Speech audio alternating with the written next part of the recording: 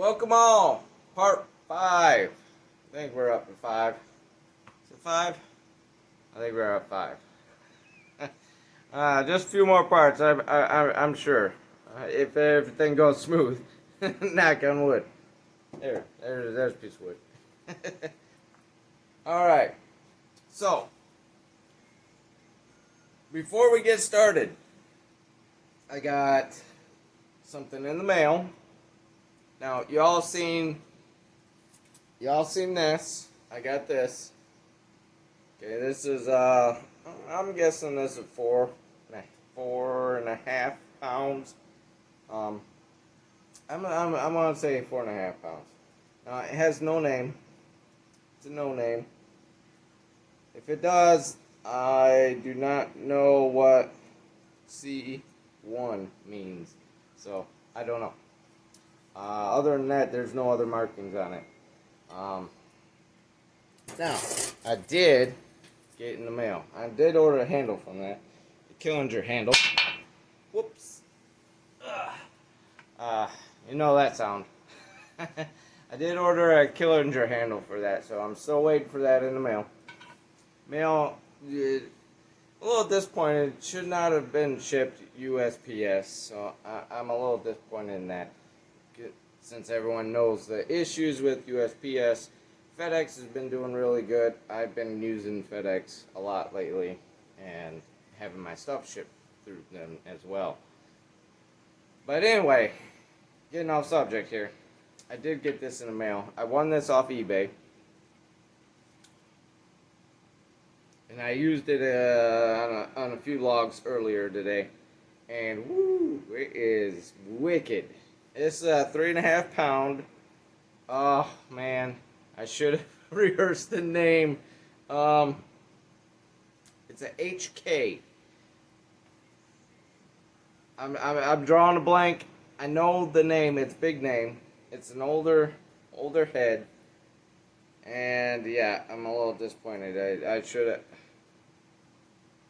It's one of them funny names for me to remember. So yes, HK. It's got a stamp HK on there. And it's marked 3.5 pounds. And it come on a pretty nice handle. I don't know what the length of the handle is. But I have a handy tape measure here. So it's on a 24-25 inch handle. So not too big, but it's wicked. It needs a little bit of work. It's got a pretty good profile on it. So there's the bigger end. Or no, that was smaller end. This is the bigger end. So not too bad. It's nice and flat, straight. The edges need to be cleaned up a little bit. The guy had it. He did sharpen it, but it's a little uneven. I like that. I like to have my edges symmetrical. I'm a little picky. A lot like Bucking, yeah. When it comes to how my stuff's sharpened, I'm a little bit picky. So. But it is, other than that, it does need the radius cleaned up a little bit. It is a little wavy. It'd be hard to show you. So you see a little bit of a flat spot here on both sides. This side's a little worse. The top of this one here, you can see this one's a little more pointed and curved up. So, and it's on the handle crooked. It's leaned like this. So, he said he took the handle off and then put it back on, which he didn't go down all the way. It's sitting a little tall. I think it should be down a little bit more, personally. So, other than that, I did swing it a little bit. And come think of it, I don't think it was like this. Yeah, it is a little loose. It is a little loose. said he refinished the handle and he put some shellac or something on there, which is a little smooth for me. So I'm going to refinish the handle. There's nothing wrong with the handle. I have my new tools I got for Christmas, which I know I have an older draw knife around here somewhere, which I used before, but I did get a new one. Nice. And then this I didn't get for Christmas, but I went and ordered it anyway, and so handle's loose. But I did get a new draw knife, which is nice.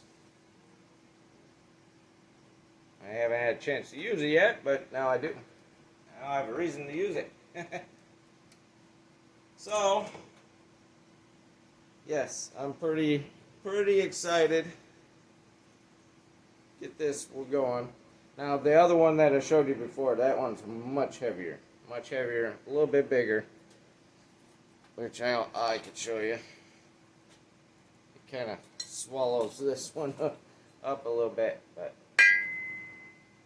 so you can see it hangs and it's over a little bit.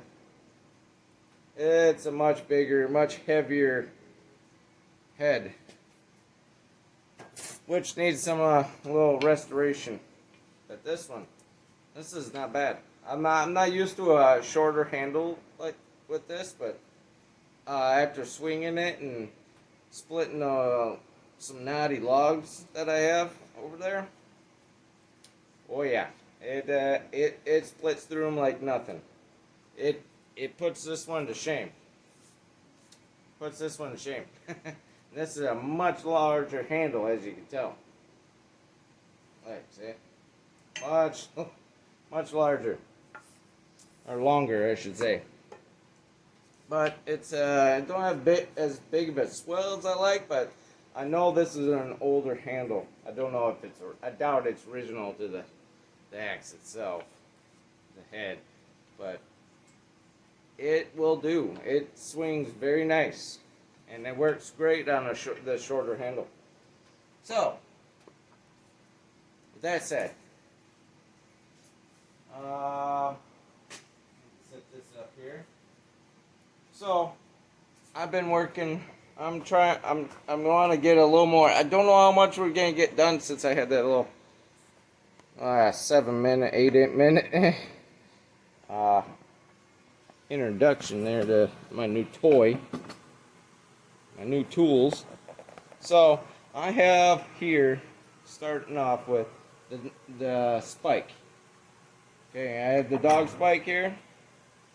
This is the original dog spike that came on the saw. Original. It's even stamped with the number on it, from factory, which is pretty cool. So I've been just going with a light file, and I've been cleaning up these spikes because they were rounded. So I'm just going through them real lightly because I'm going to powder coat this. And I already had the oven going. So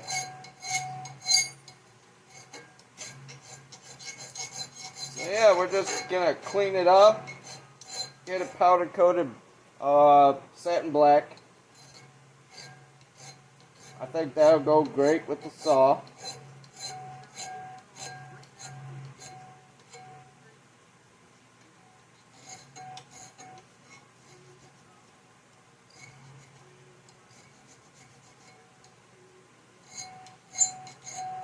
I'm kind of doing it backwards, so if it looks funny, that's why.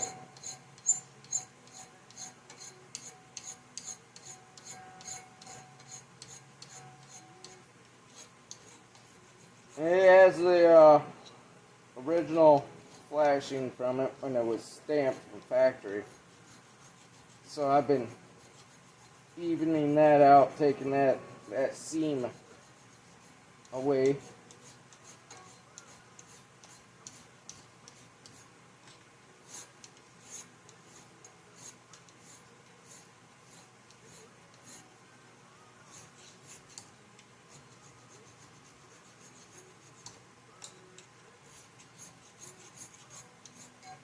This one there, a pretty rough one there. Like I said, just clean it up. I already went through one side, but I'll go through it again just to kind of even it out. We'll go bottom up.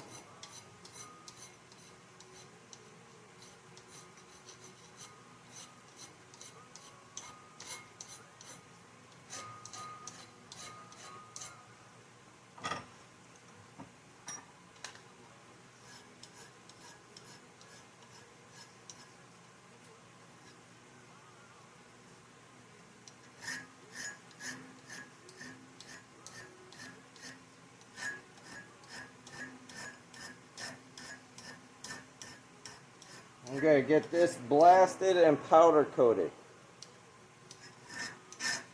along with the bolts that were on it.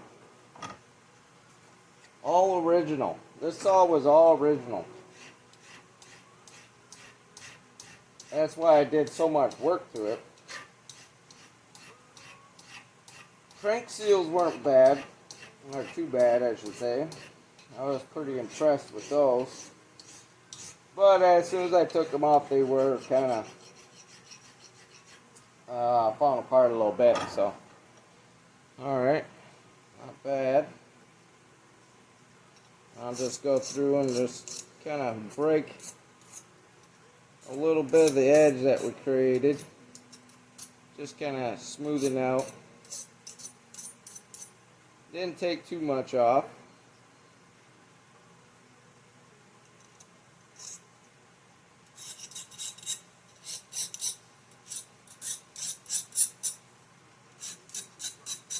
Like I said, I'm just using a real light file. Real soft. So it's real fine. Alright. So we got that done. I wanted to get that out of the way because like I said, I have the oven baking or heating up. Actually, it's already been heating because earlier I finished up Tasman's dog spike and got it powder coated.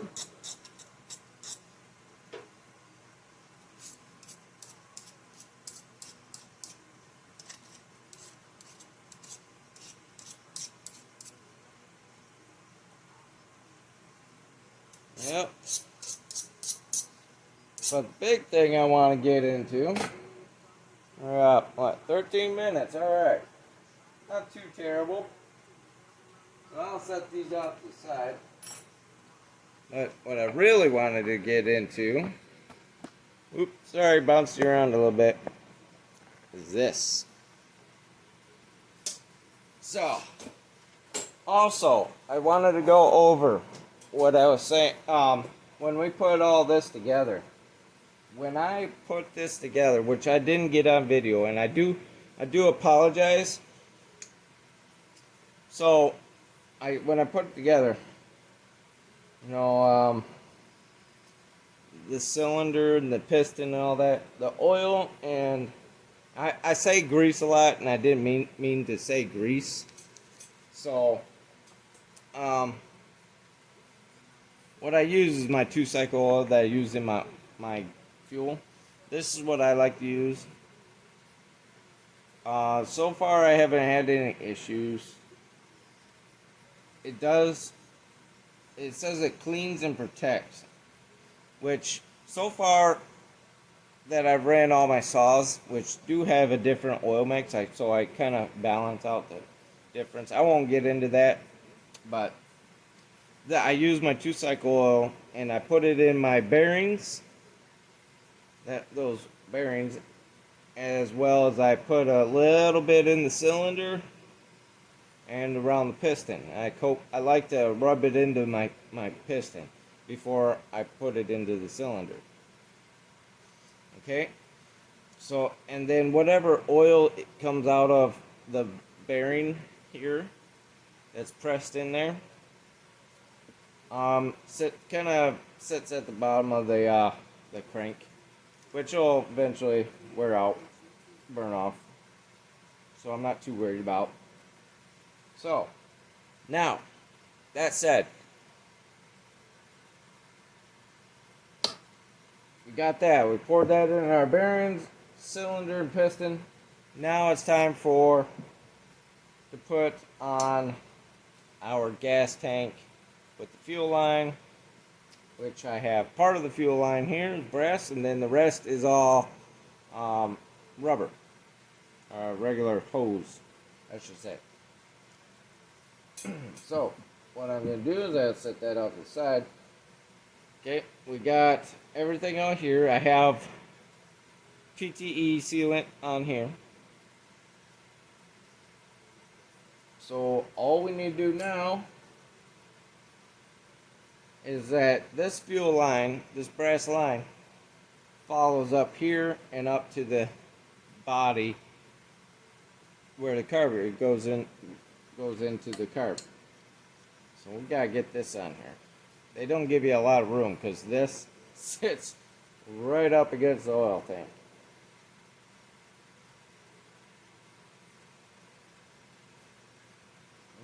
Okay, and I believe that's a 7/16. Yep. So, as you can see, that sits right up there. I'm just going to leave that sitting right up on there.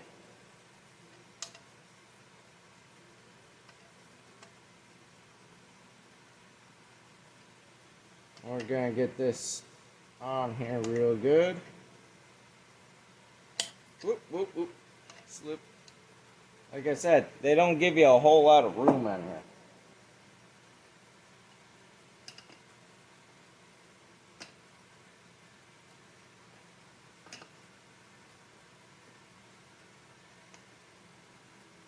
Alright.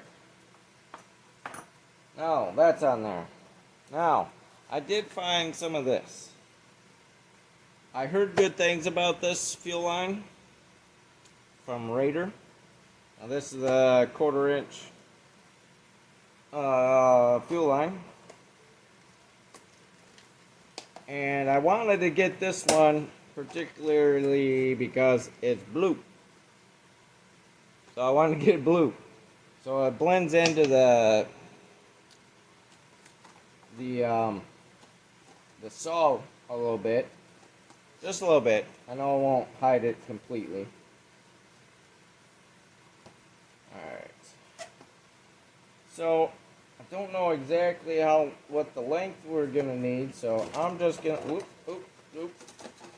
I'm just gonna leave it all together and then feed it up from that. So this goes, I already tested this. It goes on there. Yeah, I think I can get a better shot here and work a little more comfortable here. It does go on there really tight, so I'm not too worried about using a hose clamp. But if it do have a problem, I can put a little hose clamp on there later. It's really not a big deal to get to this and take this off. Alright. At least I don't think it is anyway. For me, it's not a big deal. Alright.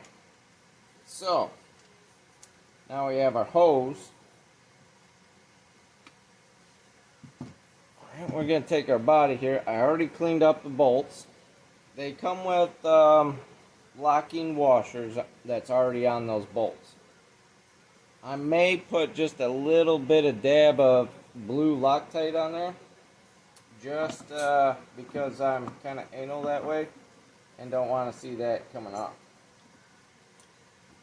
So pretty much this tank just slides right in here. Of course, when I say that, it won't do that. Oh, there it goes. So it sits up nice and even up in there. It's not hitting nothing, the line's not rubbing, it's not going to do any damage, it's not going to wear. At least that's what we hope. Alright. So this is going to be a little awkward here. Alright, there we go. So I'm going to have to hold it a little bit. So there's only 3 bolts here. And these 3 bolts just go on here right to the cylinder, or the crankcase, excuse me.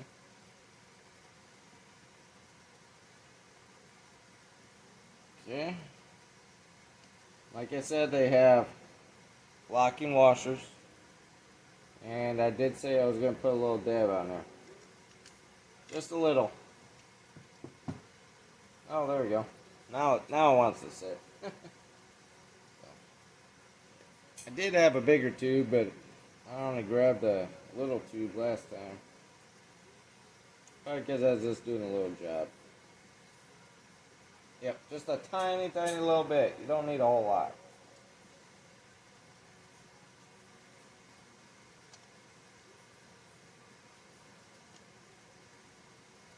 Okay.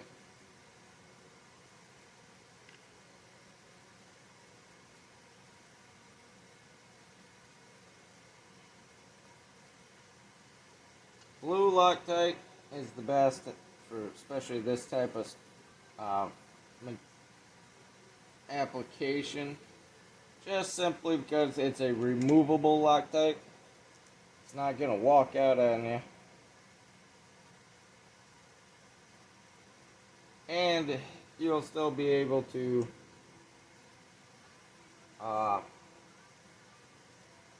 remove it when you want to.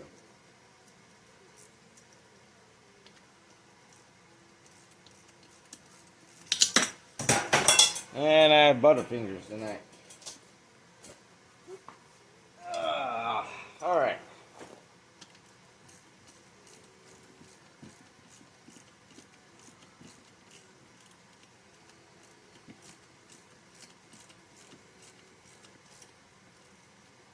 I also have a little confession to make too. I will add a clip into that toward the beginning. Let y'all know that little confession I make. I think y'all enjoy it. Just a little sneak peek into the future, I suppose. We could say that.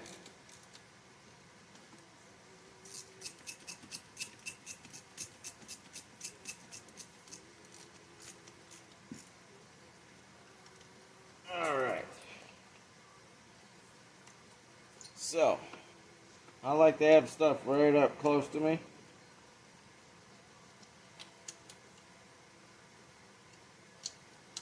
And that's just the way I am.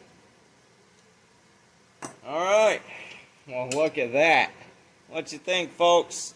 It's a saw again. Almost. Alright, where are we at? 23 minutes. Alright. Yeah, that's okay. You know what? We can make this a little on the longer side. I'm okay with it. Alright, over here. Alright, so have my gasket for the body, the handle body going on here. Now I'm hoping I have all the screws prepped and set and ready to go.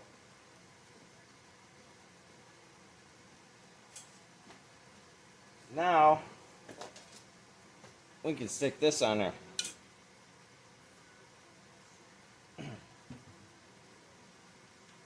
Alright, so I'm probably just going to put this up here, fuel line wise.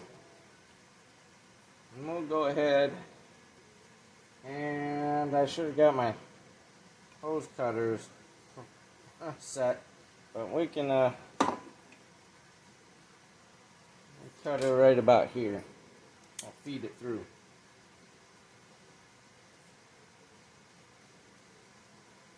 This is some tough line. I know my blade ain't that sharp, but whew. Oh, that was close. I almost got a finger. I could have put it even too. Alright. So yeah, this fuel line I heard is pretty good for small engines. Oh, look at that. It fits in that hole nice.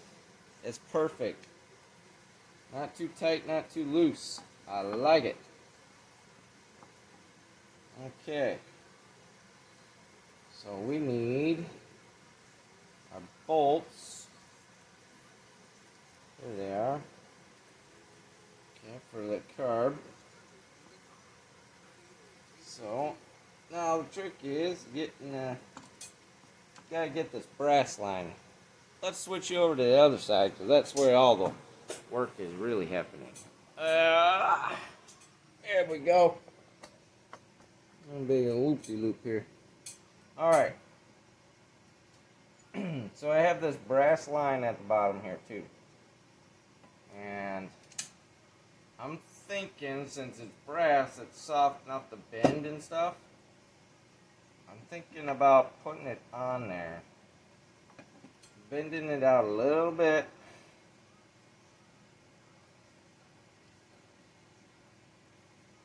And then we can put that brass line will go right to this fitting here. And that's for the bottom of our pump.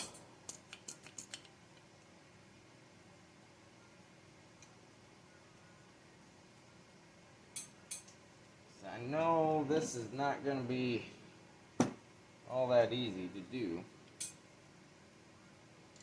Actually, it ain't going to be easy at all. I don't remember how I took it off. Alright, maybe I'll put the hose in a little bit. Yeah, I'm sorry, y'all not gonna be able to see this part. It's kind of a tight area.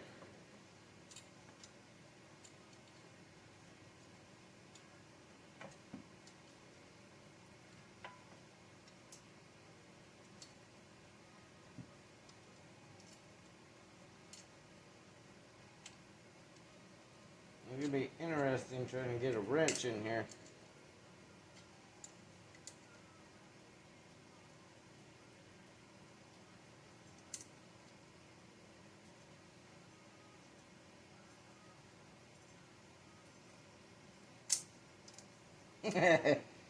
Oh yeah. Oh, I think I got it.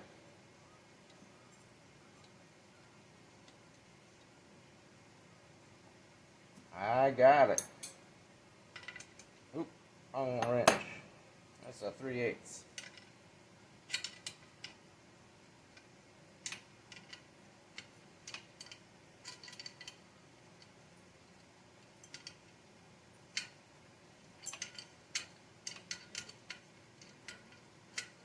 I switched y'all on the wrong side.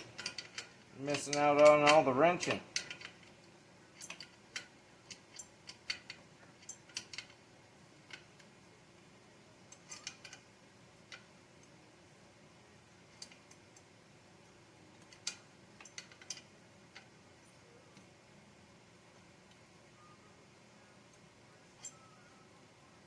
Alright. Now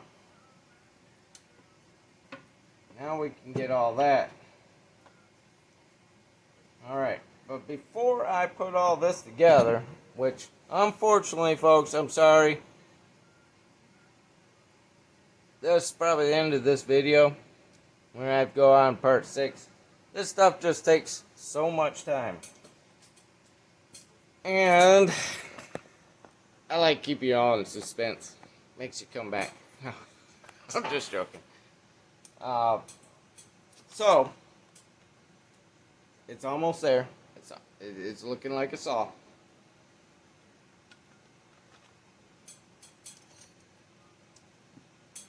I'm getting pretty stoked, folks. I'm getting stoked. So it's starting to look like a saw. Yeah. Oh, the exhaust port there. It reminds me. I need to get that, I need to get the muffler out of the wash tank and cleaned up and painted. I want to put some, exhaust paint on there, which should have some left. Oh yeah, I see some. Yep. Get some of that on there. So, I'm pretty excited. I hope you're all excited. Alright. So, keep an eye out. Part 6. Probably tomorrow. I apologize. It takes so much time editing. Excuse me. This video might be a little longer, but I have some surprises to show you too. And I will throw in a little clip of a sneak peek. Actually, I'll throw it in. I'll throw it here in at the end. Okay. All right. Hold on a second. Okay, I'm back. So, oh, I showed a little bit of flash of it. All right. So I got in the yellow for. I'm gonna call it McCulloch yellow because this yellow is dead on. Dead on. I couldn't be more pleased. So, I had to do a little bit of a test piece. And, well, one thing that I needed to get powder coated was the Pixel Mac. Nick Pixel's 1010, right? So, I took off the cover for the flywheel. Took it all apart, cleaned it up, got it blasted, and I powder coated it. Now the camera don't do it justice. This is I have LED lights, so this looks a lot shinier than it really is. So, but it is a satin yellow, and I'm gonna call it McCulloch yellow because it is dead on, dead on, and I couldn't be more pleased with it. And it is a little on the shinier side than I wanted it to be, personally. But it is so close to the yellow. I couldn't be more happier. Here, let me give you a reference. Here. So this is the older faded yellow. So this is the old. It's old. See how shiny it still is? That's because of my LED lights. But as you can tell, look how close that yellow is. That is dead on. That is dead on. Now this is just faded, so it don't look quite the same, but if this was brand new yellow, this is what it would look like. I mean, I couldn't be more happier. So Nick Pixel, here's a little sneak peek. Yeah, look how nice that is.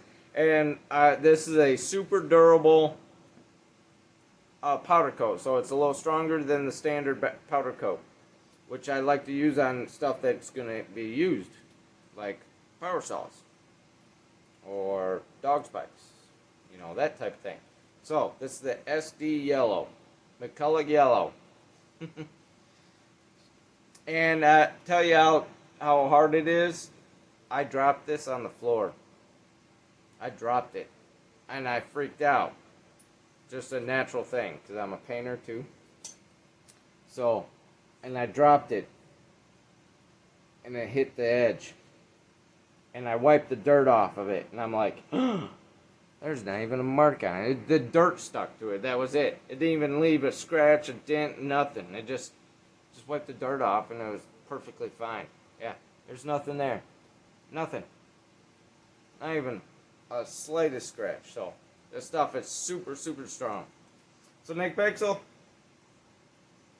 here's a little sneak peek into the McCulloch yellow. Alright, y'all. You all be good, be safe, be kind. I love y'all. Please spread the love. I'll see you on the next video.